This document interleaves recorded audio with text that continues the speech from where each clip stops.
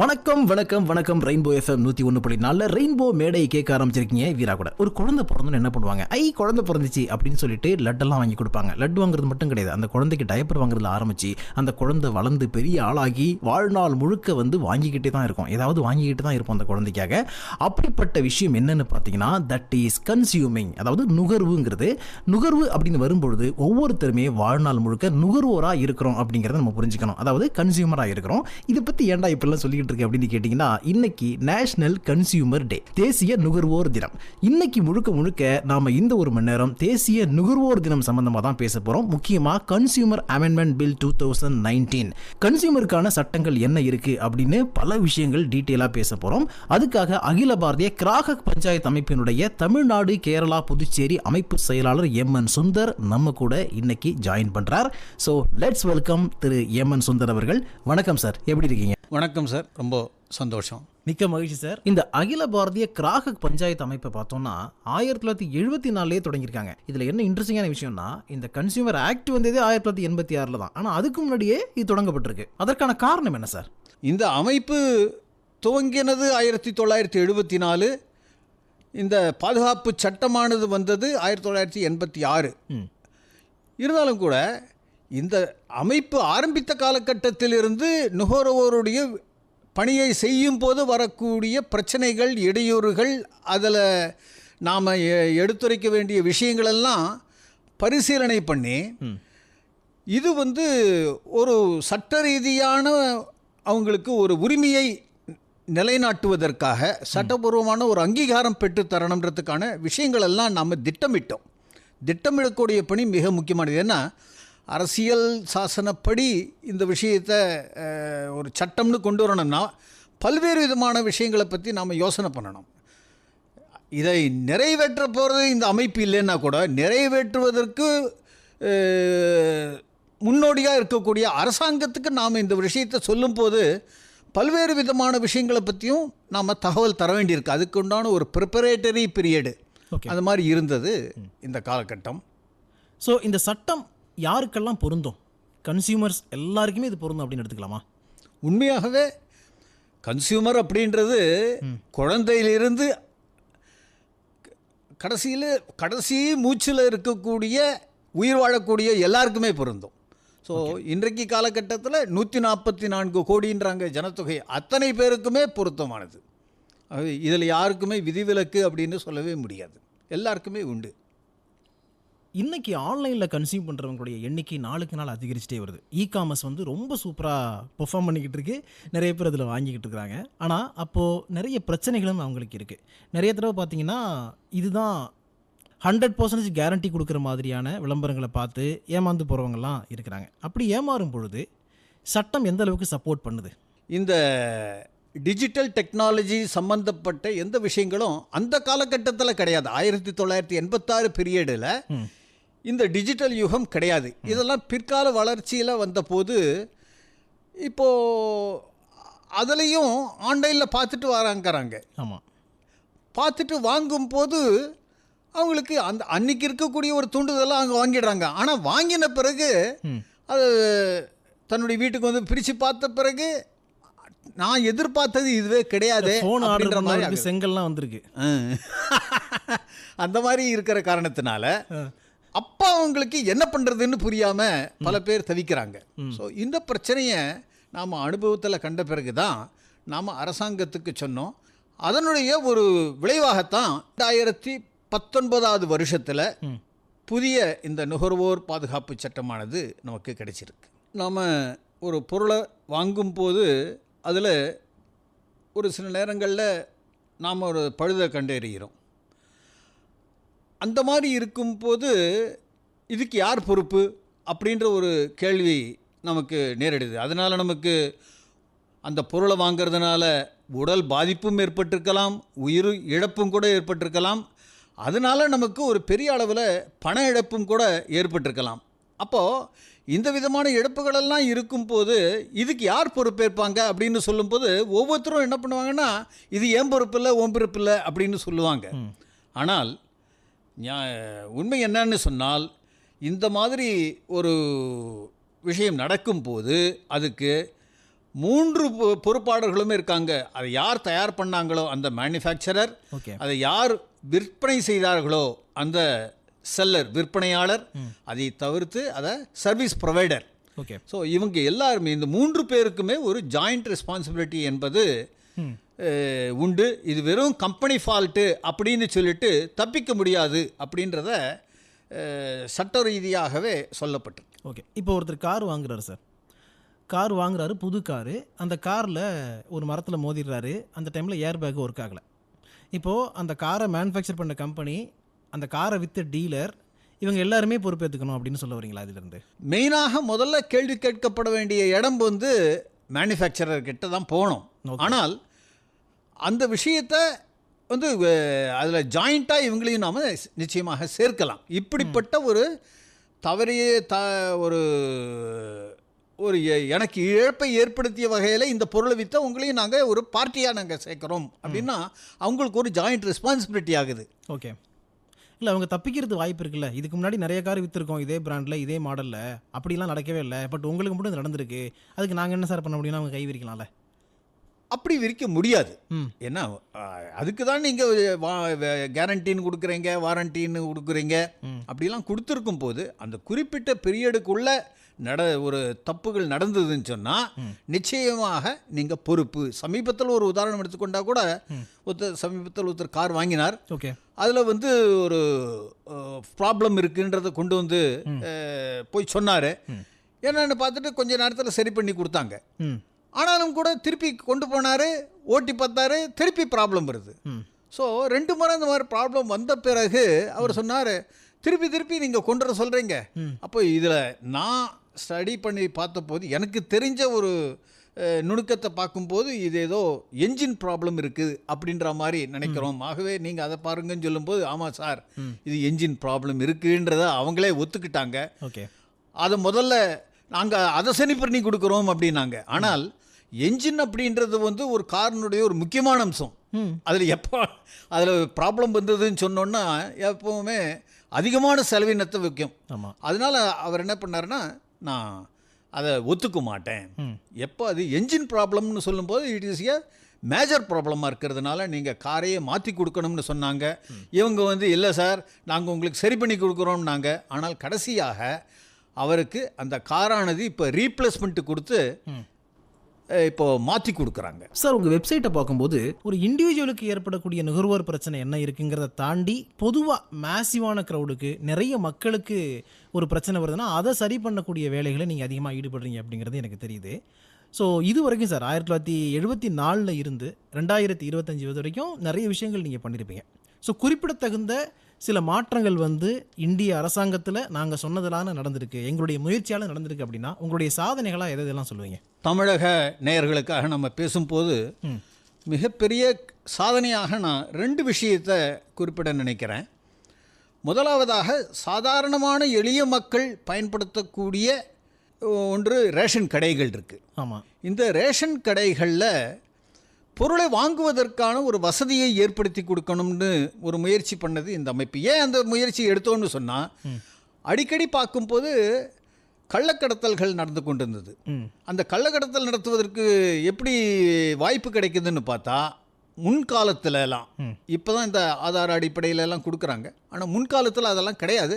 Card கொண்டு போனால் பொருள் கொடுப்பாங்க. ஆமாம், அந்த மாதிரி காலகட்டங்களில் பல பேர் வந்து ரேஷன் கடை பொருள்லாம் வாங்காமல் விட்டுடுவாங்க. இது யாரெல்லாம் வாங்காமல் விட்டுறாங்கன்றது ரேஷன் கடைக்காரர் அடிக்கடி நோட் பண்ணி மாதத்தினுடைய கடைசியில் அவங்க பேர்லலாம் பில்லு ஏற்படுத்தி விலை குறைவான காரணத்தினால அந்த பொருளை எடுத்து கடைசியில் அதை மார்க்கெட்டில் அவங்களுக்கு லாபகரமான விலைக்கு அதை விற்று நிறைய பணம் சம்பாதிக்கிறதும் அதற்காக கள்ளக்கடத்தல்கள் நடப்பதும் நாம் கண்டுபிடிச்ச பிறகு இது ஏன் நடக்குதுன்றதை ஆய்வு பண்ணோம் இந்த அமைப்பு. அப்போ பார்த்தபோது வாங்க வேண்டிய மக்கள் இந்த பொருளை வாங்க மாட்டேங்கிறாங்க. ஓகே, அதனால இந்த ஸ்டாக் அங்கே இருக்குது, அது கள்ளக்கடத்தலுக்கு போகுது. ஆகவே இந்த பொருளை வாங்குவதற்கு தடையாக இருக்கக்கூடிய விஷயம் என்ன அப்படின்றத ஆய்வு பண்ண போது அப்போ அவங்க சொன்னாங்க, ஞாயிற்றுக்கிழமை தான் எங்களுக்கு விடுமுறை நாள், ஓகே. ஆனால் ஞாயிற்றுக்கிழமையில் ரேஷன் கடையில் போய் பொருளை வாங்கலாம்னு போனால் ரேஷன் கடையும் லீவாக இருக்குது. மீதி எல்லா நாளும் நாங்கள் வேலைக்கு போடுறோம். இன்றைக்கி காலகட்டங்களில் வீட்டில் கணவன் மனைவி 2 பேருமே வேலைக்கு போடக்கூடிய சூழ்நிலை எல்லா இடங்களையும் உருவாயிடுச்சு. அந்த காரணத்தினால இந்த பொருளை வாங்குகிறது ஒரு பெரிய பங்கு ரேஷன் கடையிலேயே தங்கி போகுது. ஆகவே இதை தங்க வைக்காமல் வைக்கணும்னு சொன்னால் பொருளை வாங்க வைக்கணும். அதுக்கு வசதியாக ஞாயிற்றுக்கிழமைகளில் ரேஷன் கடையை திறக்கணுன்ற ஒரு முயற்சியை நாம் எடுத்தோம். அதனுடைய பலனாக மாதத்தினுடைய முதல் 2 ஞாயிற்றுக்கிழமைகள் இன்றைக்கு தமிழ்நாட்டில் 34,500 ரேஷன் கடைகளும் திறக்கப்பட்டிருக்கு. ஓகே. அதற்கு பதிலாக 2 வெள்ளிக்கிழமைகளில் மாற்றி லீவ் விடுறாங்க. இது மிகப்பெரிய சாதாரணமான மக்களுக்கு இந்த ஏபிஜிபி அமைப்பு செய்த ஒரு பணியாக இருக்குது. மக்களுக்கு ஒரு பாதிப்பு அப்படின்னா அவங்க நேராக போயிட்டு நீதிமன்றத்தை நாடலாம். அப்படி இருக்கும்பொழுது உங்களுடைய அமைப்பினுடைய பணிங்கிறது இந்த இடத்துல எந்த அளவுக்கு முக்கியத்துவம் வாய்ந்ததாக இருக்குது? ஏன் உங்களுடைய அமைப்புங்கிறது இதுக்குள்ளே வருது? உங்களை அப்ரோச் பண்ணாங்க அப்படின்னா அவங்களுடைய வேலை ரொம்ப எளிமையாக நடக்கணும்னு சொல்ல வர்றீங்களா, இல்லை ரொம்ப பவர்ஃபுல்லாக இதை பண்ண முடியும் அப்படின்னு சொல்கிறீங்களா? உண்மைதான். சாதாரணமான மக்களுக்கு எல்லாமே ஒரு போலீஸ் ஸ்டேஷன் சொன்னாலோ ஒரு கோர்ட் அப்படின்னு சொன்னாலோ அது ஒரு பய உணர்வு பொதுவாக இருக்குது. ஓகே. ஸோ அந்த மாதிரி இல்லாமல் அவங்களுடைய பிரச்சனை என்னன்றது ஒரு ஃப்ரெண்ட்லியாக நம்ம அவங்களுடைய ஒரு கனிவு மனப்பான்மையோடு அவங்களுடைய விஷயங்களை வாய் திறந்து சொல்லலாம். அதை நாம் கனிவாக கேட்டு பதில் சொல்வோம் என்கின்ற அளவில் ஒரு ஃப்ரெண்ட்லி மேட்டரில் நாம் மக்களுக்கு ஆலோசனை செல்லக்கூடிய ஒரு பணியில் நம்ம இலவசமாக செய்கிறோம். இந்த மாதிரி பணிகளை பொறுத்த வரைக்கும். Super sir. கொஞ்ச நேரத்துக்கு முன்னாடி உங்கள் அமைப்பினுடைய சாதனைகளை பற்றி சொல்லிகிட்டு இருந்தீங்க. அதை அப்படியே கொஞ்சம் கண்டினியூ பண்ணலான்னு நினைக்கிறேன். இன்னும் சிறப்பாக பல விஷயங்கள் நாங்கள் பண்ணியிருக்கோம். குறிப்பிடத்தகுந்த வகையில் இந்திய மக்களுக்கு, தமிழக மக்களுக்கு பயன்படுற மாதிரி சில மாற்றங்கள் எங்களால் நடந்திருக்கு அப்படின்னா எதெல்லாம் சொல்லுவீங்க சார்? ரயில்வே துறையில் ஒரு காலகட்டங்களில் தத்கால் டிக்கெட்டட் அப்படின்னு ஒன்று எடுப்பதற்காக ஐடி ப்ரூஃப் கேட்டுக்கிட்டு இருந்தாங்க. அதுக்கு நீங்கள் ஐடி ப்ரூஃபுக்காக டிரைவிங் லைசன்ஸு கொடுக்கலாம், ஆதார் கொடுக்கலாம், அல்லது பேன் கார்டும் கூட கொடுக்கலாம் அப்படின்னு சொல்லிட்டு அடையாளங்கள், ஃபோட்டோ ஐடென்டிட்டி வேணுன்றதை கேட்டிருந்தாங்க. இப்போ அந்த மாதிரி கேட்டுக்கொண்ட காலகட்டத்தில் என்னாச்சுன்னா ரயில்வே டிபார்ட்மெண்ட்டு அந்த ஃபாரத்தில் எழுதும் போதே அவங்க தன்னுடைய பேன் கார்டு டீட்டெயில்ஸை கொடுத்தவர்கள் உண்டு. ஏன்னா இந்த பேன் கார்டு எதுக்குடா பயன்படுதுன்னு சொல்லிட்டு சாதாரணமான மக்களுக்கு ஒன்றும் புரியல. எதுக்குமே இது ஒன்றும் பிரயோஜனம் இல்லை, எனக்கு இன்னும் எடுத்து வச்சுருக்கேன், அது கொடுத்துட்டு போவோமே அப்படின்னு சொல்லிட்டு கொடுத்துட்டாங்க. என்னாச்சு அப்படின்னு சொன்னால் இந்த மாதிரி பேன் கார்டில் இவங்களுடைய பேரும் அதில் பேன் எண்ணும் இருக்குது. ஸோ ரயில்வே துறையில் என்ன பண்ணாங்கன்னா தற்காலுக்கான அடையாளத்துக்காக கொடுக்கப்பட்டதுக்காக இந்த யாரெல்லாம் இந்த பேன் கார்டுனுடைய நம்பரெல்லாம் கொடுத்து பேரை கொடுத்துருந்தாங்களோ அதையெல்லாம் இப்போ இருக்கு நான் சொல்லலை, இதுக்கு முன்காலத்தில் சார்ட் போட்டுக்கிட்டு இருந்தாங்க. ரயில்வே ரிசர்வேஷன் சார்ட்டு ஒவ்வொரு பெட்டியினுடைய வாசலையும் அதை ஒட்டுவாங்க. அந்த மாதிரி ஒட்டும் போது என்னுடைய அனுபவத்தில் ஒரு நாள் பார்க்கும்போது ஒரு பையன் இரவு நேரத்தில் இந்த ரயில்வே சார்ட் மேலெல்லாம் டார்ச் அடித்து ஏதோ எழுதிக்கிட்டு போயிட்டே இருந்தான். அப்போ தொடர்ந்து இந்த காரியத்தை ஒவ்வொரு கோச்சுமாக போய் பண்ணும்போது எனக்கு ஒரு என்ன எதுக்காக இவன் பண்ணுறான் அப்படின்ற ஒரு காரணத்தினால கூப்பிட்டு உடனே கேட்டேன். பேன் கார்டுன்னா அதனுடைய நம்பர் கொடுத்துருப்பாங்க, அந்த பேன் கார்டுனுடைய எதற்கையே பேரும் இருக்கும், அந்த ரெண்டுத்தையும் நீ நோட் பண்ணி கொண்டு வந்து கொடுன்னு சொல்லிட்டு எனக்கு ஒரு நகை கடைக்காரர் சொல்லியிருக்காரு. ஓகே. அந்த மாதிரி கொண்டு வந்து கொடுத்தேன்னா இந்த ஒவ்வொன்றுத்துக்குமே ஒவ்வொரு பேருக்கு ஒரு ஜோடிக்கு 10 ரூபா உனக்கு கொடுக்குறேன் அப்படின்னு சொல்லி சொன்னார்ன்றதுனால இதை நான் செய்கிறேன் சார். அதை வச்சு என்ன பண்ணுவேங்க அப்படின்னு சொன்னேன். சார் எனக்கு அதை பற்றி தெரியாது சார் அப்படின்னு சொல்லிட்டா. அந்த சமயத்தில் மேற்கொண்டு நான் அந்த விஷயத்தை தொடர முடியல. ரயிலுக்கு சிக்னல் பச்சை லைட் போட்டாங்க, ட்ரெயின் கிளம்பிடுச்சு. எதிர்ச்சியாக நான் ட்ரெயினில் உட்கார்ந்த பிறகு சகஜ பயணிகள் கிட்ட பேசும்போது இந்த மாதிரி ஒரு நடந்த ஒரு அனுபவத்தை நான் பகிர்ந்து கொண்டேன். எதிர்க்க இருந்தவர் எதிர்ச்சியாக ஆடிட்டராக போயிட்டார். ஓகே. அவர் உடனே இந்த விஷயத்தை கேட்ட உடனே, சார் என்ன சார் இவ்வளோ சீரியஸ் மேட்டரை இவ்வளோ ஜோவியலாக சொல்லிட்டு இருக்கேங்கன்னாரு. என்ன சார் இதில் போய் என்ன சார் சீரியஸ்னஸ் இருக்குது, ஒரு பேன் நம்பர் நோட் பண்ணிட்டு போகிறான் அப்படின்னு சொன்னால், இல்லை சார் மிகப்பெரிய ஆபத்து, அதில் யாருக்கெல்லாம் பேர் கொடுத்துருக்காங்க அந்த பேருக்கும் அந்த நம்பருக்கும் இருக்கிறவங்க உரியவங்களுக்கு பிரச்சனை வரப்போகுது, வரலாம் அப்படின்னா என்ன விஷயம் அப்படின்னு கேட்டால், அப்போது 20,000 ரூபாய்க்கு மேலே, அதாவது அதிகமான தொகையை பணமாக கொடுத்து ரொக்கமாக கொடுத்து யாராவது நகர் வாங்கினாங்கன்னா அவங்கெல்லாம் பேன் நம்பர் கொடுக்கணும் அப்படின்னு சொல்லிட்டு ஒரு விதிமுறை இப்போ இருக்கு. ஆகவே யார் பண்ணுறாங்கன்னா இந்த மாதிரி இருக்கக்கூடிய ஒரு பிளாக் மணி வைத்து கொண்டிருக்கக்கூடியவங்க இந்த நகை வாங்குவதற்காக அவங்க தன்னுடைய பேன் நம்பரை கொடுக்க முடியாது. அதனால யாரெல்லாம் இந்த மாதிரி ரயில் பயணத்தில் போகிறவங்கலாம் அது ரொம்ப ஆத்தென்டிகேட்டடான விஷயமா இருக்கிறதுனால இதில் தப்பே வராதுன்றதுனால அவங்க பேரை எடுத்து பயன்படுத்துகிறாங்க. இதனுடைய விளைவு, மிகப்பெரிய விளைவு என்னென்னா, இவங்களுடைய பேர்களில் வைத்து கொண்டு அவன் பில்லை போட்டு 2 லட்சம் ரூபாவுக்கு 3 லட்சம் ரூபாவுக்குலாம் நகை வாங்கிடுறாங்க. இன்கம் டேக்ஸ் டிபார்ட்மெண்ட்டிலிருந்து அந்த ரிட்டர்ன் ஃபைல் பண்ணும்போது நீங்கள் இந்த யார் இந்த ரயிலில் பயணம் செஞ்சாரோ அவர் பேரில் அந்த டேக்ஸ் ரிப்போர்ட்டிங்கில் இந்த விஷயமானது ரிட்டர்ன்ஸில் வரல அப்படின்னு சொன்ன உடனே நீங்கள் இதை மறைச்சிருக்கீங்க அப்படின்னு சொல்லிட்டு ஃபைன் போடுறாங்க. அப்போது இந்த மாதிரி பாதிப்பு ஏற்படக்கூடிய ஒரு விஷயத்தை நான் கேள்விப்பட்ட உடனே இதை ரயில்வே நிர்வாகத்துக்கு, அதாவது ரயில்வே போர்டுன்னு சொல்லுவாங்க, ரயில்வே வாரியம், அவங்களுக்கு இந்த தகவலை கொடுத்த பிறகு பார்த்தால் அவங்களே ரொம்ப பாராட்டினாங்க. இவ்வளோ பெரிய ஒரு ஆபத்து விளைவிக்கக்கூடிய வகையில் இந்த விஷயம் இருக்குதான்னு சொன்ன பிறகு தான் அந்த ரயில்வே சார்ட்லாம் இந்த பேன் நம்பரை முழுமையாக இனிமேல் குறிப்பிடுவது இல்லை, கடைசி 4 நம்பரை மட்டும் போடுவோம், அதுக்கு முன்னாடி எல்லாம் இன்ட்டுன்னு போட்டுட்டு விட்டுடுவோம் அப்படின்னு சொல்லி ஒரு மாற்றின காரணத்தினால லட்சக்கணக்கான வரி செலுத்துபவர்களை காப்பாற்றியது இந்த ஏபிஜி. ரொம்ப ரொம்ப பெரிய விஷயம் அது. அடுத்தது, இப்போது விவசாயிகளாக இருக்கட்டும், இல்லை இந்த மாதிரியான விவசாய பொருட்களை உற்பத்தி செய்யக்கூடியவங்க இருக்காங்க இல்லையா, அவங்களுக்கு எல்லாமே சில பொருட்களுக்கு வந்து கவர்மெண்ட் விலையை நிர்ணயிக்கிறாங்க. மினிமம் செல்லிங் ப்ரைஸ் அப்படின்னு சொல்லலாம், எம்எஸ்பி அப்படின்னு சொல்லுவாங்க. அந்த மினிமம் செல்லிங் ப்ரைஸை நிர்ணயிக்கிறாங்க. சில நேரத்தில் இந்த மினிமம் செல்லிங் ப்ரைஸ் அப்படிங்கிறது அவங்களுடைய செலவுகளுக்கு ஈடுகட்ட முடியாத அளவு வகையில் இருக்குது. அந்த மாதிரி நடக்கும்பொழுது நிறைய நஷ்டங்களை அவங்க சந்திக்க வேண்டியிருக்கு. இப்போ இதில் வந்து அவங்களும் ஒரு வகையில் கன்சியூமர் தான், அண்ட் ஆல்சோ வந்து அதை செல் பண்ணக்கூடிய ஆட்களாகவும் இருக்கிறாங்க. ஸோ இதுக்கு ஏதாவது நடவடிக்கை எடுத்திருக்கீங்களா? உண்மையாக இந்த பிரச்சனையை நாம் இப்போ கடந்த ஒரு 6 மாதத்துக்குள்ளார தமிழ்நாட்டிலேயே கூட நாம் எக்ஸாம்பிள் கரும்பு, நெல் கொள்முதல் எல்லாத்துக்குமே நம்ம சொல்லலாம். நான் பார்த்தது மாம்பழ சீசனாக இருந்தது. ஓகே. மாம்பழ சீசனில் பார்த்தா இங்கே காட்பாடியை ஒட்டி இருக்கக்கூடிய ஒரு பகுதியில் எங்களுடைய கிளை இருக்குது. அந்த கிளையில் இருக்கக்கூடிய இங்கே ஒவ்வொருத்தருமே மாந்தோட்டம் பெரிய அளவில் வைத்திருக்காங்க. அவங்க வருஷம் இந்த ஜூஸ்க்காக இதை விற்று கொண்டிருந்தாங்க. ஆனால் இந்த வருஷத்தில் அவங்களுக்கு அந்த ஜூஸ் தயார் பண்ணக்கூடிய அந்த கம்பெனிகள் இதை வாங்க மறுத்தத காரணத்தினால அந்த மாம்பழங்கள் எல்லாம் அதை கொண்டு போய் வெளி ஊர்களில் கொண்டு போய் விற்கிற அளவுக்கு அவங்களுக்கு வருமானமே கிடைக்க மாட்டேங்குது. கிட்டத்தட்ட மாம்பழத்தினுடைய ஒரு விலையே 10 ரூபா அளவில் அந்த ஊரில் அவங்கள அப்படியே கொடுக்க வேண்டிய ஒரு நிலைமை அளவுக்கு ஆகிப்போச்சு. ஆனால் நம்ம ஊர்ல எல்லாம் வாங்கினோன்னா ஒரு கிலோ 60 ரூபா கிட்டத்தட்ட மாம்பழம், சாதாரணமான மாம்பழங்கள்லாம் இருந்திருக்கு. ஆனால் அந்த ஊரில் போனால் 10 ரூபாவுக்கு போய்கிட்டு இருக்கு.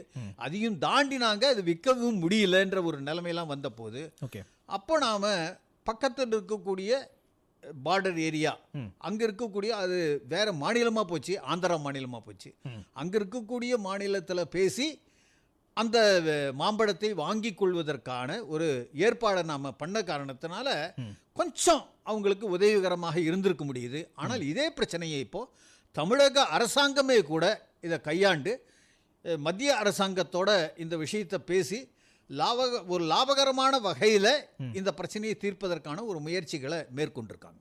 Okay sir, super. அடுத்தது, இப்போ பொங்கல் வரப்போகுது. பொங்கல் மட்டும் கிடையாது, இந்த மாதிரி எப்போயெல்லாம் பண்டிகை வருதோ அந்த பண்டிகை நாட்களில் மிகப்பெரிய கொண்டாட்டம் யாருக்குன்னு பார்த்தீங்கன்னா இந்த ஆம்னி பஸ் வச்சுருக்க ஓனர்ஸுக்கு. ஸோ மிகப்பெரிய அளவில் டிக்கெட் ப்ரைஸுங்கிறத ஏற்றுவாங்க. இதுக்கு வந்து எந்த மாதிரியான நடவடிக்கைகள் நீங்கள் எடுக்கணும்னு சொல்லியிருக்கிறீங்க? இது வரைக்கும் நடந்திருக்கா ஏதாவது முயற்சிகள்? உண்மையாகவே இதுக்காகவே ஒரு கையெழுத்து இயக்கம் கூட ஒரு 3 வருடத்துக்கு முன்னதாக நடத்தி போக்குவரத்து துறை அமைச்சர்கிட்ட நாம் அதை கொடுத்துருந்தோம். ஓகே. ஆனாலும் கூட இது ஒரு நிரந்தர பிரச்சனையாக தான் தொடர்ந்து இருந்து கொண்டு இருக்குது. பல நேரங்களில் யாரெல்லாம் இந்த மாதிரி அதிகமான அளவில் போக்குவரத்து டிக்கெட் விற்கிறாங்களோ அவங்களுக்கெல்லாம் அபராதம் கூட விதிக்கிறாங்க. இருந்தாலும் கூட அதை கட்டிட்டு அந்த காரியங்கள் அந்த ஒரு குறிப்பிட்ட காலகட்டத்துக்கு அன்னைக்கு நடக்கும். ஆனால் திருப்பி அடுத்த சீசனுக்கு ஆரம்பிக்கிறாங்க. ஆகவே இந்த விஷயத்தில் ஒரு பர்மிட்டையே ரத்து பண்ணக்கூடிய அளவில் இருக்கக்கூடிய ஒரு கடுமையான சில நியதிகள் கொண்டு வந்தால் நல்லா இருக்குன்றது ஒரு பக்கம். ஆனால் பயணிகள் என்கின்ற ரீதியில் என்ன பண்ணணும்னு சொன்னால், அந்த சமயத்தில் அரசாங்கத்தில் இருந்தும் கூட ஒரு அறிவிப்பு, ஒரு எண் வெளியிடுறாங்க. ஓகே. அந்த எண்ணுக்கு நாம் ஃபோன் பண்ணி சொன்னால் அந்த நேரத்தில் அந்த நடவடிக்கையானது இருக்குது. அது ஒரு டெம்பரரி மெஷராக அதுவும் கூட வேலை செய்யுது. ஆனால் இதுக்கு ஒரு நிரந்தர தீர்வு வேணும்னா சட்டங்கள் கடுமையாக்கப்படுவது மட்டும் இல்லாமல் அந்த இடத்துல நியாயமான வகையில் அதை தீர்ப்பக்கூடிய வகையில் அரசாங்கம் செயல்பட்டாகணும். அடுத்தது இந்த பஸ் ரூட்லேயே பார்த்தீங்கன்னா அரசு பேருந்துகளில் பயணிக்கும் பொழுது பிரேக்குக்காக உணவகத்தில் வந்து நிறுத்துவாங்க இல்லையா, அந்த இடத்துல சாப்பிடக்கூடிய உணவுப் பொருட்கள் தரமானதாக இல்லை அப்படிங்கிற குற்றச்சாட்டு பல நாட்களாக இருந்துக்கிட்டு இருக்கு. அதே மாதிரி ஈவன் ரெஸ்ட் ரூம் ஃபெசிலிட்டிஸ் கூட நல்லா இல்லை அப்படிங்கிறது எல்லாமே நம்ம தொடர்ச்சியாக பார்த்துக்கிட்டே இருக்கோம். இதுக்கு உங்களுடைய அமைப்பு இது வரைக்கும் ஏதாவது ஆக்ஷன் எடுக்கணும்னு பேசியிருக்கீங்களா? நல்ல ஒரு ப்ராக்டிக்கலில் இருக்கக்கூடிய நல்ல கேள்வி இது. ரெஸ்டாரண்ட்லாம் இருக்கக்கூடிய இடம் பார்த்தா பொட்டல் காடு, அந்த பக்கம் இந்த பக்கம் எந்த பக்கத்துலேயும் ஒரு கட்டணமே இருக்காது. அந்த நிலத்தினுடைய ரேட் எவ்வளோ இருக்கும், அதை வாங்குவதற்காக அவன் எவ்வளோ செலவு பண்ணியிருப்பான் பார்த்தா ஏக்கர் கணக்கில் வாங்கினாலும் கூட அங்கே ரொம்ப செலவானது இருக்கும். ஆனால் நகரத்திலேயே இல்லாத அளவுக்கு அங்கே பார்த்தா அங்கே விற்பனை பொருளினுடைய எம்ஆர்பியை தாண்டி அங்கே விற்பாங்க.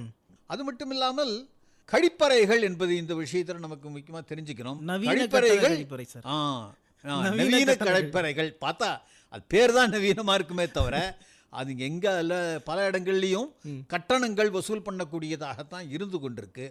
ஆனால் சட்டமே என்ன சொல்லுதுன்னு சொன்னால், இந்த மாதிரி இருக்கக்கூடிய நெடுஞ்சாலையில் இருக்கக்கூடிய உணவகங்களுக்கான அனுமதி தரும் போது கழிப்பிடங்கள் இலவசம் அப்படின்றது சொல்லப்பட்டிருக்கு. ஆகவே அந்த இடத்துல யாருமே கட்டணம் கொடுக்க வேண்டியது அவசியம் இல்லை. அப்படி ஏதேனும் இருக்குமானால் அந்த போக்குவரத்து துறைக்கு கம்ப்ளைண்ட் பண்ணணும். ஓகே, பண்ணால் அதுக்கு ஏற்பாடுகள் சிறப்பாக நடைபெறும். அதுக்கு ஏதாவது ஸ்பெசிஃபிக் நம்பர் இருக்கா? வெப்சைட்டில் டைரெக்டாக போயிட்டு போக்குவரத்து கழகத்துக்கு பண்ணணும். அடுத்த முக்கியமான விஷயம் என்ன பார்த்தீங்கன்னா, நம்ம ஆம்னி பஸ்ஸை பற்றி பேசிக்கிட்டு இருக்கோம். ரீசெண்ட் டைமில் வந்து நிறைய ஃப்ளைட்டெல்லாம் கேன்சல் பண்ணி ஃபேர் வந்து ரொம்ப அதிகமாக இன்க்ரீஸ் பண்ணாங்க. அப்படி ஒரு சம்பவம் நடந்துச்சு. ஸோ இது வந்து சில கம்பெனிஸ் மட்டும் அதில் ஆதிக்கம் செலுத்துகிறாங்க, கிட்டத்தட்ட மோனோபோலி டுவோபோலின்ற மாதிரியான ஸ்டேட்டஸில் அவங்க இருக்கிறதுனால இப்படி பண்ணுறாங்கிற குற்றச்சாட்டு பரவலாக வைக்கப்படுது. ஸோ இதை மாற்றுறது, ஏர்லைன் பிஸ்னஸ் பண்ணுறது அப்படிங்கிறது ரொம்ப ரொம்ப கஷ்டம். சாதாரண பிஸ்னஸ் மேனால் அதை பண்ண முடியாது, மிகப்பெரிய ஜெயிண்டாக இருந்தால் தான் பண்ண முடியும். அப்படி இருக்கும்பொழுது இதை எப்படி டேக்கிள் பண்ணுறது? இதுக்கு உங்களுடைய அமைப்பு எடுத்துக்கக்கூடிய ஆக்ஷன் என்ன? இந்த பிரச்சனை வந்த உடனேவே கூட இந்த நாடு தழுவி இருக்கக்கூடிய இந்த அகில பாரதிய கிராஹக் பஞ்சாயத்து, இந்த ஏபிஜிபி அமைப்பு மூலியமாக பாதிக்கப்பட்ட இந்த விமான பயணிகள் கிட்ட இருந்தெல்லாம் நீங்கள் விவரங்கள் அனுப்புங்க அப்படின்னு சொல்லிட்டு ஒரு கூகுள் ஃபார்ம் வெளியிட்டிருந்தோம். அதில் அவங்களுடைய டீட்டெயில்ஸ் முழுக்க கொடுத்தாங்க. குறிப்பாக இந்த பயணத்தை ரத்து பண்ண காரணத்தினால, விமான ரத்து காரணத்தினால உங்களுக்கு ஏற்பட்ட பாதிப்பு என்ன என்கின்ற ஒரு காலம் அதுவும் நம்ம கேட்டிருந்தோம். இதெல்லாமே இமீடியட்டாக அந்த நிறுவனங்களுக்கு சமர்ப்பிக்கப்பட்ட காரணத்தினாலேயோ என்னவோ தெரியலை, அத்தனை பேருக்கும் கொடுக்கக்கூடிய பணமும் சீக்கிரம் வந்து சேர்ந்துருச்சு. அதையும் தவிர 10,000 ரூபாய் போனஸ் கூப்பனும் கூட அவங்க கொடுத்துருக்காங்க. ஓகே. ஸோ இது இப்போ நடந்த விஷயம். ஆனால் இதை விட பல மடங்கு பெரிய அளவில் ஒரு விஷயம் நடந்தது. கும்பமேளாவுக்கு விமானங்கள் விட்ட போது, கும்பமேளா நடக்கக்கூடிய பகுதி பிரயாகராஜ். ஸோ அதுக்கு நாட்டினுடைய ஒவ்வொரு பகுதிகளில் இருந்தும் விமானங்கள் விட்டாங்க. ஆனால் அந்த விமான கட்டணம் எந்த அளவுக்குன்னு சொன்னால் 1 மடங்கு 2 மடங்கு இல்லை, அதிகம், கிட்டத்தட்ட 7 மடங்கு 8 மடங்கு அதிகம் வச்சிருந்தாங்க. பாம்பே டு பிரயாகராஜ் பார்த்தா 56,000 ரூபா அப்போ டிக்கெட் இருந்தது. சென்னையிலிருந்தும் ஒரு கம்பெனி விட்டாங்க 26,000 ரூபாய். ஓகே. அப்போ அந்த மாதிரி இதெல்லாம் பார்த்தா சாதாரணமாக 8,000 ரூபாயில் விட வேண்டிய இடத்துக்கு 26,000 ரூபாய் விட்டாங்க. அப்போது அதனால் இந்த மாதிரி வரும்போது இமிடியட்டாக அந்த விஷயத்தை நாடு தழுவிய அளவில் விமான நிறுவனங்களுக்கும் விமானத்தினுடைய அந்த கட்டுப்பாட்டு அதிகாரி இருக்காங்களே அவங்களுக்கும் இந்த விஷயத்தை பற்றி நாம் கோரிக்கை கொண்டு போய் சேர்த்ததனுடைய பலனாக 72 மணி நேரத்துக்குள்ளார இந்த விமான கட்டணங்கள் எல்லாம் சற்றேறக்குரிய பாதியாக குறைக்கப்பட்டது. இந்த கும்பமேளா சந்தர்ப்பத்தில் ஒரு கிடைச்ச நமக்கு அனுபவம். ஒரு பிரச்சனை நடந்துருச்சு, அந்த பிரச்சனைக்கான காம்பன்சேஷனை வாங்கி கொடுக்கறதுக்கு நீங்கள் முயற்சிகள் எடுத்திருக்கீங்க, நல்லது. ஆனால் இந்த பிரச்சனையை வராமல் அவாய்ட் பண்ணுறதுக்கு கவர்மெண்ட் வந்து என்ன மாதிரியான நடவடிக்கைகளை எடுக்கணும் அப்படிங்கிறதுக்கு நீங்கள் எதுவும் ஒரு பிளான்லாம் போட்டு கொடுத்துருக்கீங்களா? ஏற்கனவே சில விஷயங்கள் பண்ணி அது சக்ஸஸ் ஆகிருக்கு. இப்போ பேன் கார்டு அந்த மேட்டர்லாம் சொன்னீங்களா, அந்த மாதிரியான விஷயங்கள்ல. ஸோ அப்படி நான் கேட்குறேன். ஏன்னா இப்போ அடுத்தது பார்த்தீங்கன்னா இதே மாதிரி ஒரு பிரச்சனை டெலிகாம் செக்டாரில் வருமோ அப்படிங்கிற ஒரு பயம் இருக்குது. ஏன்னா மொத்தமாகவே வந்து 4 கம்பெனிஸ் தான் டெலிகாமில் இருக்காங்க. ஒரு காலத்தில் 10, 11, 12 கம்பெனிலாம் இருந்தாங்க. ஆனால் இன்றைக்கி 4 கம்பெனி தான் இருக்கிறாங்க. இப்போ இந்த 4 கம்பெனிஸ் இருக்கும்பொழுது இவங்களுக்குள்ள ஒரு பேச்சுவார்த்தை நடத்திக்கிட்டு நீயும் ரேட்டை ஹைக் பண்ணு, நானும் ரேட்டை ஹைக் பண்ணுறேன் அப்படின்ட்டு அவங்க ஏற்றலாம். அப்போ பாதிக்கப்பட போகிறது பொதுமக்கள் தான். ஸோ இதை வந்து தடுக்கணும் அப்படின்னா ஒரு முன்னெச்சரிக்கை நடவடிக்கையாக என்ன பண்ணணும் அப்படிங்கிறதுக்கு ஒரு ரோட் மேப் கொடுக்குற மாதிரியான விஷயங்கள் அப்படி எதுவும் பண்ணியிருக்கீங்களான்னு கேட்குறேன். இதை பொறுத்த வரைக்கும் மத்திய அரசாங்கத்தில் ஏற்படுத்தியிருக்கக்கூடிய ஒரு ஏற்பாடு என்பது வந்து இந்த ட்ராய் அமைப்பு இருக்கு. அவங்க தான் டெலிகம்யூனிகேஷன் விஷயத்தில் அத்தாரிட்டியாக நிர்ணயம் பண்ணக்கூடிய ஒரு பொறுப்பில் இருக்கக்கூடியவர்கள். ஆகவே இது போன்ற ஒரு பிரச்சனைகள் வந்ததுன்னு சொன்னால் ஒன்று அந்த நிறுவனத்தில் முதல்ல சொல்லி பார்க்கணும். சொல்லியும் நடக்காத போது ட்ராயில் நாம் இதை முறையிட முடியும். அதன் மூலியமாக இந்த பிரச்சனைகளை தீர்ப்பதற்கு நாம் நடவடிக்கை எடுக்க சொல்லலாம். இப்போது சென்னை மாதிரியான பெருநகரங்களில் வந்து நிறைய இசை நிகழ்ச்சிகள் நடக்குது சார். ஆன்லைன் புக்கிங் ஓப்பன் பண்ணும்போது நம்ம பார்த்தோம்னா 500 ரூபாயிலிருந்து 50,000 வரைக்கும் டிக்கெட்ஸ்லாம் இருக்குது. 500 ரூபா டிக்கெட் நீங்கள் புக் பண்ணிங்கன்னா நீங்கள் போயிட்டு நின்றுக்கிட்டு தான் அந்த நிகழ்ச்சியை பார்க்க முடியும், உட்காந்து பார்க்க முடியாது. 500 ரூபா கொடுத்து உள்ளே போகிறவங்களுக்கு அவங்க சேர் போட மாட்டாங்க, ஸ்டாண்டிங் அப்படின்னு டெலிபரேட்டாக போட்டுருவாங்க. இது எப்படி வந்து அனுமதிக்கிறாங்க? இது வந்து ஒரு கன்சியூமர் ரைட்ஸை மீறக்கூடிய செயல் இல்லையா? நிச்சயமாக. அதாவது நானும் கூட அந்த காலத்தில் கிராமப்புறங்கள்லாம் தர டிக்கெட்னு ஒன்று விற்பாங்க, பார்த்துருக்கேன். அது தரையில் தான் அதுக்கு உண்டான ஒரு பலகையை போட்டு அதில் உட்காருவாங்க. அந்த மாதிரி இருக்கிறத நான் கேள்விப்பட்டிருக்கேன். ஆனால் நீங்கள் சொல்லக்கூடிய வகையில் இப்போ கேள்விப்படுறது ஒரு விசித்திரமாக இருக்குது. ஆனால் நிச்சயமாக மனிதனுக்கு உபாதையை கொடுக்கக்கூடிய அளவில் ஒரு இத்தனை மணி நேரம் இசை கச்சேரின்னு சொல்லும்போது நிச்சயமாக அது 1.5 மணி நேரம் அல்லது 2 மணி நேரம் அதுக்கு அந்த அளவில் இருக்கக்கூடிய ஒரு நிகழ்வாக இருக்கும். நான் சொல்கிறது பெரிய கான்செப்ட் 3 மணி நேரம் 4 மணி நேரம் போகுது. அப்போ அப்படி இருக்கிற இடத்துல நிச்சயமாக இந்த உபாதையை கொடுக்காத அளவுக்கான ஒரு ஏற்பாடு நிச்சயமாக செய்யப்படணும். அப்படின்றது கன்சியூமர் இஷ்யூவாக நாம் கொண்டு வர முடியும், கொண்டு வரலாம். அப்போது நின்றுக்கிட்டு பார்க்குறதுக்கும் இவ்வளோ டைம் இருக்குது அப்படின்னு ஏதாவது சட்டத்தில் இடம் இருக்கா? இவ்வளோ நேரத்தோட நிற்க வச்சு பார்க்க வைக்கலாம்? நிச்சயமாக. ஒரு மனுஷன் வந்து சாதாரணமான பணிகளுக்கு வந்து இவ்வளோ நேரம் தான் நின்று பண்ணலாம். அப்படி அதுக்கப்புறம் அதுக்கு ஒரு ஓய்வு என்பது தேவை இருக்குது. ஆகவே ஒரு குறிப்பிட்ட காலகட்டம் இது ஒரு மெடிக்கல் ரிசர்ச் அனுபவத்தில் நாம் இந்த ஒரு விஷயத்தை இணைச்சி பார்த்து இது நிச்சயமாக ஏதாவது ஒரு ஏற்பாடு பண்ணியாகணும் அப்படின்றத நம்ம கேட்க முடியும். Okay sir. 2-3 மாதத்துக்கு முன்னாடி நடந்த ஒரு சம்பவம் சார். இதை வந்து நான் செய்தியாக படித்தேன், அப்படியே நான் உங்ககிட்ட கேட்குறேன். ஒருத்தர் ஹெல்மெட் போட்டுக்கிட்டு பைக் ஓட்டிக்கிட்டு போயிட்டுருக்காரு. அந்த சாலை சரியாக இல்லை, கொஞ்சம் குண்டும் குழியுமா இருக்குது, கல்லெல்லாம் கிடக்கு, அந்த மாதிரியான ஒரு சாலையில் அவர் போயிட்டுருக்காரு. ஹெல்மெட் போட்டுட்டு போகிறாரு. ஆனால் ஹெல்மெட்டில் உள்ள அந்த வைசரை அவர் ஓப்பன் பண்ணி வச்சுருக்காரு, கண்ணாடி ஓப்பன் பண்ணி வச்சுக்கிட்டு போயிட்டுருக்காரு. அப்போது முன்னாடி போகிற ஒரு லாரி அவரை கிராஸ் பண்ணி போகும்பொழுது அந்த லாரியோட வீலில் சிக்கின ஒரு கல் வந்து ஜம்ப் ஆகி வந்து அவர் நெத்தியில் அடித்து நெத்தியில் காயப்படுது. இப்போது அவருக்கான கன்சியூமர் ரைட்ஸுங்கிறது என்ன? ஏன்னா ஆல்ரெடி அவர் ஜிஎஸ்டி பே பண்ணுறாரு, ரோட் டேக்ஸ் கட்டியிருப்பார், பைக் எடுக்கும்போது ரோட் டேக்ஸ் கட்டியிருப்பார். ஸோ இப்படி இருக்கிற நேரத்தில் அந்த ரோடு சரியாக இல்லை அப்படிங்கிறது குற்றச்சாட்டு. அதனால தான் அவருக்கு கல் வந்து அடிபட்டிருக்கு. ஏன்னா லாரி வந்து வேணும்னே அந்த வேலையை பண்ணலை. இப்போது அவர் எங்கே போய் முறையிட முடியும்? இது சரியா? நிச்சயமாக நல்ல கேள்வி. இது யதார்த்தமான கேள்வி. இது பொறுத்த வரைக்கும் நாம் பண்ண வேண்டிய ஒரு வேலை என்னன்னு சொன்னால் அந்த ரோடுடைய தரம் என்ன அப்படின்றது நாம் கண்டறிய வேண்டியிருக்கு. பொதுவாக இதுக்கு நமக்கு கொடுத்துருக்கக்கூடிய ஒரு வழிமுறை அப்படின்றது அந்த ரோடு யார் போட்டா, அந்த ரோடு போடுறவங்களுக்கு கொடுக்கப்பட்டிருக்கக்கூடிய நீதிகள் என்ன, அந்த ரோடு போடும்போது என்னென்ன விதமான ஒரு கலப்பில் அதை மிக்ஸ் பண்ணி இந்த ரா மெட்டீரியல்ஸ் எல்லாம் போடணும் அப்படின்ற அளவில் குறிப்பே ஃபாலோ பண்ணி அவங்க போட்டிருக்காங்களா? அப்படி போட்டிருந்தா அந்த மாதிரி பேர்ந்து வருது அப்படின்றது வந்து சுலபமாக நடைபெறாது. ஆனால் அதையும் தாண்டி நடந்திருக்குதுன்னு சொன்னால் அது வந்து நேரிட்டது அந்த ரோடு போட்டவங்களுடைய கோளாறுனால் நடந்திருக்குன்றதை நம்மளால் நிரூபணம் பண்ண முடிஞ்சதுன்னு சொன்னால் அது நிச்சயமாக அவங்க கிட்டேருந்து நம்ம காம்பன்சேஷன் கேட்க முடியும். இந்த மாதிரி ரோடை போடும்போது பல பேருக்கு இழப்பு என்ன ஆகுதுன்னு சொன்னால் ரோடை தோண்டாமையே ரோடுக்கு மேலே ரோடு போட்டுக்கிட்டு போயிட்டு இருக்காங்க. ஆமாம்.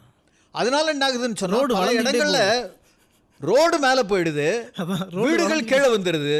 வெள்ளம் வரும்போது வீட்டுக்குள்ளார ஓகே. வெள்ளம் போயிடுது, பல பேர் வீட்டையே இழக்க வேண்டிய நிலைமைகள் இருக்கு. ஆகவே இந்த பிரச்சனையும் கூட நாம கையில் எடுத்தோம்.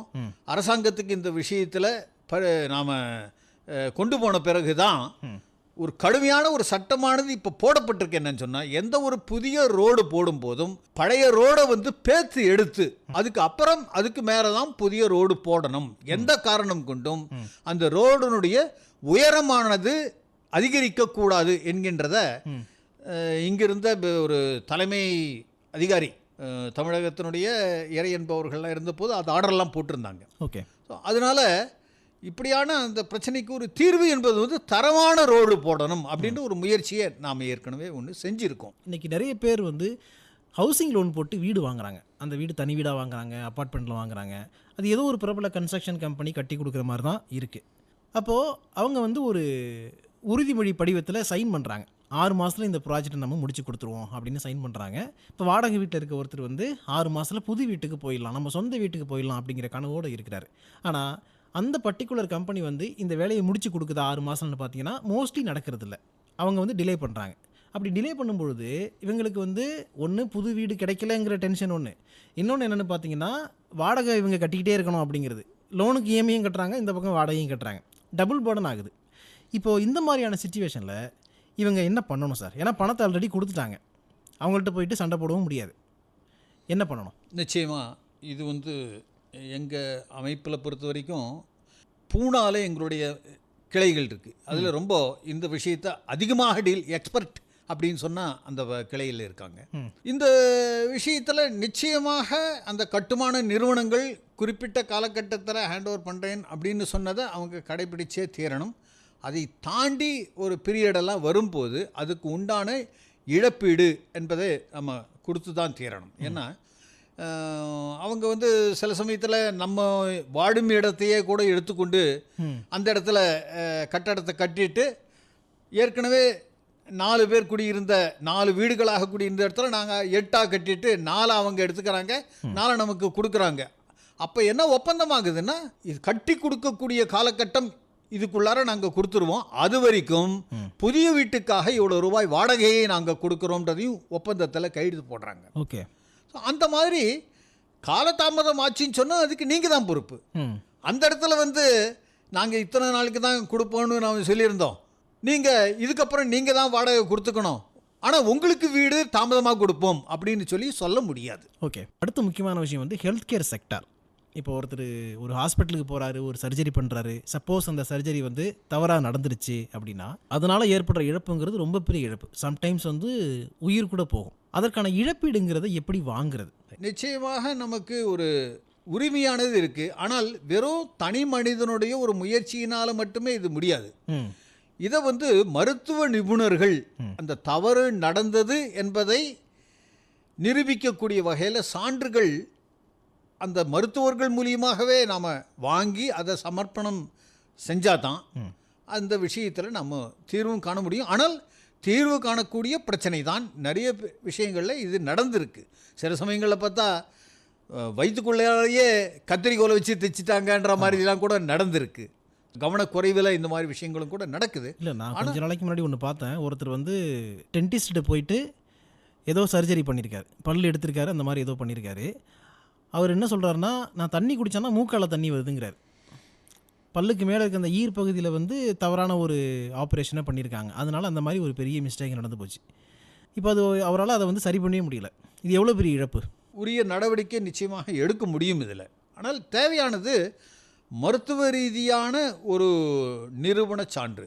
இந்த விஷயம் தப்பான ஒரு ஆப்ரேஷன் பண்ணாங்க அப்படின்றத ரிப்போர்ட் நமக்கு, அதனால தான் இந்த பாதிப்பு வருதுன்றது இதுக்கு அடுத்து அதை ஒரு ஸ்பெஷலிஸ்ட் டாக்டர் பார்த்து அதை நிரூபணம் பண்ணி சர்டிஃபிகேட் கொடுத்தா தான் இதை நாம் நிரூபிக்க முடியும். ஆனால் நிச்சயமாக நிரூபணம் பண்ணி இதுக்கு காம்பன்சேஷன் வாங்க முடியும். ஆனால் காம்பன்சேஷனை தான் வாங்க முடியுமே தவிர போனது ஒன்றும் பண்ண முடியாது. கரெக்ட். அடுத்தது இந்த ஹெல்த் கேர்னு வரும்பொழுது மருத்துவ காப்பீடு பற்றி நம்ம பேசியாகணும் சார். நிறைய இடங்களில் பார்த்தீங்கன்னா ஒரு மருத்துவ காப்பீடு எடுத்திருக்க ஒருத்தருக்கு சரியான முறையில் கிளைம் கிடைக்கிறதில்ல அப்படிங்கிற குற்றச்சாட்டுகள் தொடர்ச்சியாக இருந்துக்கிட்டே இருக்குது.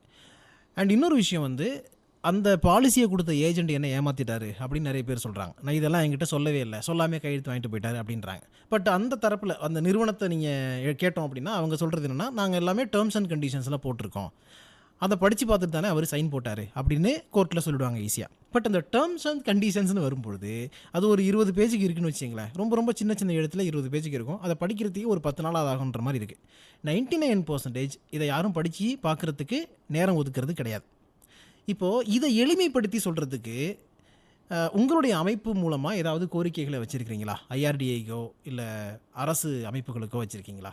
இந்த விஷயத்தை பொறுத்த வரைக்கும் காப்பீடு எடுக்கும் போது நிச்சயமாக அந்த டேர்ம்ஸ் அண்ட் கண்டிஷன்ஸ் எல்லாத்தையும் படிக்க முடியலன்னா கூட அந்த முகவர் என்பவர் நமக்கு முக்கியமான விஷயங்களை அவர் நிச்சயமாக சொல்ல கடமைப்பட்டவர். இந்த இதை பொறுத்த வரைக்கும் சொல்லாமல் இருப்பது வந்து தவறான ஒரு விஷயம்தான் அதை பொறுத்த வரைக்கும். ஆனால் இதில் அந்த மாதிரி வரும்போது அந்த சின்ன சின்ன சின்ன சின்ன எழுத்தில் போடுறதுன்றத நாம் ஃபைட் பண்ணி அது லெஜிபிள் அப்படின்ற அளவுக்கு ஒரு மனிதனுடைய சாதாரணமான கண்களுக்கு தெரியக்கூடிய அளவிலான எழுத்தாக அதை வெளியிட வேண்டும் என்றதை நாம் நிச்சயமாக கேட்கலாம். அதை பொறுத்த வரைக்கும் ஒன்று. ரெண்டாவது, இன்றைக்கி என்ன பண்ணுறாங்கன்னா, பரவாயில்ல நீங்கள் ஏதாவது அவங்க டேர்ம்ஸ் அண்ட் கண்டிஷன்ஸ் படிக்கிறதுக்கு நமக்கு கிடைக்கிதுன்னு சொல்கிறீங்க. இப்போ பல இடங்களில் நீங்கள் உங்களுக்கு காப்பி வேணும்னா நீங்கள் கேட்கணும் அப்படின்றான். இல்லைன்னா உங்களுக்கு இதில் நெட்டில் வந்து மெயில் அனுப்பிடுறோம். அதை நீங்கள் உங்களுக்கு சௌரியப்படி நீங்கள் என்ன பெருசுப்படுத்தி பார்க்கணுமா பார்த்துக்கோங்க அதை அப்படின்ற அளவுக்கு இதிலேருந்து தப்பிக்கக்கூடிய வகையில் அதையும் கூட செய்கிறாங்க. அதனால் அந்த மாதிரி நாம் கேட்க முடியும், வாய்ப்பு இருக்குது. இதில் இந்த இன்சூரன்ஸ் செக்டார் சமயத்தில் ஒரு விஷயத்தை நான் சேர்த்து கொள்ள விரும்புகிறேன். இந்த பாலிசியெல்லாம் நாம் எடுக்கும் போது பாலிசி எடுத்துட்டோம் அப்படின்றதுனால இப்படியே இருக்கணும்னு அவசியம் இல்லை. எந்த ஒரு பாலிசியை எடுத்தாலும் கூட ஒரு மாத காலம் அதுக்கு ஒரு அவகாசம் கொடுக்குறாங்க. நீங்கள் பிரீமியம் கட்டின பிறகு ஒரு மாத காலம் அவகாசம் இருக்குது. அதுக்கு உள்ளார உங்களுக்கு இதில் ஏதேனும் இது சரியாக வராது, நமக்கு ஒத்து வராது, அல்லது அந்த பிரீமியம் நமக்கு அவங்க காப்பி அனுப்பும் பாலிசி காப்பியில் ஏதேனும் தவறுகள்லாம் இருக்குதுன்னா அதெல்லாம் திருத்தி கொள்ள முடியும். ஃப்ரீ லுக் பீரியட்னு சொல்லுவாங்க. அந்த சமயத்தில் நிச்சயமாக நமக்கு தேவைகளை நம்ம சரிவர பூர்த்தி செய்ய கொள்ள முடியும். அந்த நேரத்தையும் நாம் தவறு விட்டுட்டோம்னா நம்ம பாதிப்பு உண்டாவனமாக மாறுறோம். இதே சமயத்தில் இன்னொரு விஷயத்தை சேர்க்க, இன்சூரன்ஸ் செக்டார் சமயத்தில் சென்னையில் ஒரு பெருவெள்ளம் வந்தது. அந்த பெருவெள்ளம் வந்த சமயத்தில் பார்த்தா கார் அடிச்சுட்டு போச்சு, பைக் அடிச்சுட்டு போச்சு, எல்லாம் போச்சு. நான் இன்சூரன்ஸ் கட்டியிருக்கேன்னு நினச்சிட்டு பல பேரும் கூட போய் இன்சூரன்ஸ் கம்பெனியில் போய் நின்றாங்க. நீங்கள் இன்சூரன்ஸ் கட்டியிருக்கிறதெல்லாம் நியாயம்தாங்க, ஆனால் இந்த கண்டிஷனுக்கு உட்பட்டு நீங்கள் இன்சூரன்ஸ் கட்டலை, இதுக்கு நீங்கள் ஒரு 25 ரூபாய் எக்ஸ்ட்ரா கட்டியிருந்துருக்கணும். ஃப்ளட் அதனால் பாதிப்பு வந்ததுன்னா அதுக்கு காம்பன்சேஷன் கேட்போம் அப்படின்னு சொல்லிட்டு ஒரு காலம் இருந்திருக்கு. அதை நீங்கள் டிக் பண்ணவே இல்லை. காரணம் என்னன்னா, நீங்கள் நினைச்சீங்க சென்னையில் போய் தண்ணி குடிக்கிறதுக்கே தண்ணி கிடைக்காம வெள்ளங்கடா வருதுன்னு சொல்லிட்டு நினைச்சிட்டீங்க, இருந்திருக்கலாம். ஆகவே அது இல்லாத காரணத்தினால பல லட்சக்கணக்கான ரூபாய் மதிப்புள்ள கார்களை பல பேர் இழக்க வேண்டிய ஒரு சூழ்நிலைகளும் ஏற்பட்டிருக்கு. ஆகவே முன் சொன்ன மாதிரியே டேர்ம்ஸ் அண்ட் கண்டிஷன்ஸை நாம் கொஞ்சம் படித்து பார்த்து என்னைக்கு அதை பாலிசி எடுக்கிறோமோ அதை மட்டும் நினைக்காம அந்த காலத்தினுடைய ஒரு எத்தனை நாளுக்காக நாம் எடுக்கிறோமோ அந்த விஷயத்தை மையப்படுத்தி அந்த கவனத்தோடு நாம் அதை அவசியம் செய்யணும். ஒரு தனிநபர் கன்சியூமர் வந்து பாதிக்கப்பட்டிருக்கார், இல்லைனா ஒரு அமைப்பாக சேர்ந்து ஒரு குரூப் ஆஃப் பீப்புள் பாதிக்கப்பட்டிருக்காங்க அப்படிங்கும்பொழுது அவங்களுக்கு ஒரு கைடன்ஸ் வேணும். அவங்க நுகர்வோர் நீதிமன்றத்தை அணுகணும் அப்படின்னா அதுக்கு உங்கள் அமைப்பினுடைய சப்போர்ட் எந்த அளவுக்கு இருக்கும்? நீங்கள் சொல்லக்கூடிய ஒரு விஷயமானது ஒரு ஒட்டுமொத்தமான ஒரு 1000 பேர் 2000 பேரை பாதிக்கக்கூடிய ஒரு விஷயமாக இருக்கும்போது அதை இந்த இயக்கமே நேரடியாக கையில் எடுத்து அதை எங்களுடைய பிரச்சனையாகவே எடுத்துக்கொண்டு உரிய வகையில் நடவடிக்கை எடுக்கிறோம். ஆனால் இதே விஷயம் தனிநபருடைய பிரச்சனையாக இருக்குமானால் அவங்களையும் நாங்கள் கைவிட மாட்டோம். ஏன்னா உங்களுக்கும் உரிமை என்பது இருக்குது. ஆனால் எங்கள் அமைப்பினுடைய சிறப்பம்சம் என்பது பெருவாரியான மக்களை பாதிக்கக்கூடிய பணிகளை விசேஷமாக எடுத்துக்கொள்கிறோம். அதுக்காக தனிநபர்களை ஒதுக்க முடியாது. அந்த மாதிரி பிரச்சனைகள் வரும்போது எங்களுடைய கிளைகளானது இந்த நாட்டில் 842 கிளைகள் இருந்து கொண்டிருக்கு. எந்த ஒரு கிளையிலையுமே இருக்கக்கூடியவர்கள் அந்த கிளையில் இந்த ஒரு பிரச்சனையை கொண்டு வரும்போது அவர்களுக்கு உரிய வழிகாட்டுதலாக வழக்கறிஞர்கள் பிரிவு அப்படின்னு கூட நாங்கள் அதுக்காக வச்சுருக்கோம். அவர்கள் மூலியமாக உங்களுடைய தனிநபருடைய பிரச்சனையை கேட்டு அதுக்கு நீதியை சார்ந்த விஷயமாக இருக்குமானால் அப்படிப்பட்ட தீர்வும் அல்லது ஆலோசனைகளும் கூட நாம் நிச்சயமாக கொடுத்து தனிநபருக்கும் நாம் பாதுகாப்பாக இருப்போம். இந்த நுகர்வோர் ரீதியில் பிரச்சனைகள் எது வந்தாலும் கூட அகில பாரத அளவில் நீங்கள் இது சம்பந்தப்பட்ட பிரச்சனைகளை நீங்கள் சொல்வதற்கான ஏற்பாடு ஏற்படுத்தியிருக்காங்க. நீங்கள் எங்கள் அமைப்பையும் கூட நீங்கள் தொடர்பு கொள்ளலாம். எங்களுடைய நம்பர் 9043517840 9043517840. இது இந்த ஏபிஜிபி அமைப்பினுடைய தொடர்பு எண். இதன் மூலியமாகவும் நீங்கள் கேட்கலாம். நேரடியாக நாங்கள் உங்களுக்கு தீர்வுக்கான வழிமுறை சொல்ல முடியும். ஆனால் நேரடியாகவே உங்கள் பிரச்சனையை உரிய டிபார்ட்மெண்ட்டில் இணைத்து அந்த பிரச்சனை தீர்க்கணும்னு சொன்னால் நாடு தழுவிய அளவில் ஹெல்ப்லைன் இருக்குது, கன்சியூமர் ஹெல்ப்லைன். அதனுடைய எண் 88001915. மீண்டும் சொல்கிறேன், 88001915. இந்த கன்சியூமர் ஹெல்ப்லைனில் நீங்கள் போயிட்டு நீங்கள் உங்களுடைய விஷயங்களை நீங்கள் பரிமாறிக்கொள்ள முடியும். இதுக்கு வெப்சைட் மூலியமாகவும் போய் பண்ண முடியும். அதுக்கு NCH-CA consumer அஃபேர்ஸுக்காக CA @gov.in NCH-CA @gov.in. So இதில் நாம் போய் தொடர்பு கொள்ள முடியும். இதை தவிர்த்து நமக்கு consumerAffairs.nic.in இதுலேயும் நாம் தொடர்பு கொள்ள முடியும். பிறந்ததுலேருந்து வாழ்நாள் முழுக்க எல்லாருமே கன்சியூமர் தான். ஸோ ஒவ்வொரு டைமும் நம்ம கன்சியூமராக இருக்கும் பொழுது எந்தெந்த விஷயங்களை நிச்சயமாக கடைபிடிக்கணும் அப்படின்னு நீங்கள் சொல்ல வர்றீங்க? ஒரு கன்சியூமர் அப்படின்னு சொன்னாலே அதை தமிழில் நுகர்வோர் அப்படின்னு சொல்கிறோம். ஒவ்வொரு நுகர்வோருமே ஒரு விஷயத்தில் குறைபாடை பற்றி ஒரு தெரிவிக்கணும்னு சொன்னால் நீதித்துறை பொறுத்த வரைக்கும் கேட்கக்கூடிய முதல் விஷயம் அந்த பொருளை நீங்கள் வாங்கியதுன்றதுக்கு உண்டான அத்தாட்சி இருக்குதா அப்படின்றத கேட்பாங்க. பில் இல்லைன்னால உங்களுக்கு அதுக்கு அடுத்த விஷயத்துக்கு போகவே முடியாது. அதனால் பல பேர் என்ன நினைக்கிறாங்கன்னா, கடையில் போகும்போது பில் கொடுத்தா ஒரு விலை, பில் இல்லைன்னா இன்னொரு விலை அப்படின்னு சொல்லும்போது நமக்கு எதுக்கு பில்லு அப்படின்னு நாம் இன்றைக்கி நினச்சிட்டு பில் இல்லாமல் வாங்கிடுறோம்.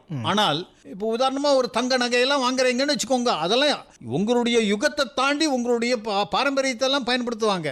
அதில் ஏதாவது ஒரு குறைபாடு என்பது பின்னாடி ஒருத்தன் சொல்லும்போது அதை கொண்டு போய் ஒரு அடகு கடையில் கொண்டு போய் கொடுத்து ஒரு விற்கிறதுக்கு முயற்சி பண்ணீங்கன்னா என்னங்க போலி தங்கம் அப்படின்ட்டோம். இப்போ அதுக்கு என்ன தேவைப்படுதுன்னு சொன்னால் நீங்கள் எங்கே வாங்கினீங்கன்றத பில் அது அவசியமான தேவைப்படுது.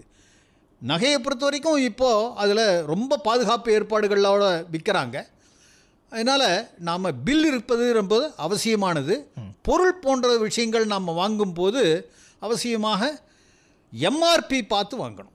ஓகே, மேக்ஸிமம் ரீட்டைல் ப்ரைஸ் அதை நம்ம பார்த்து வாங்கணும்.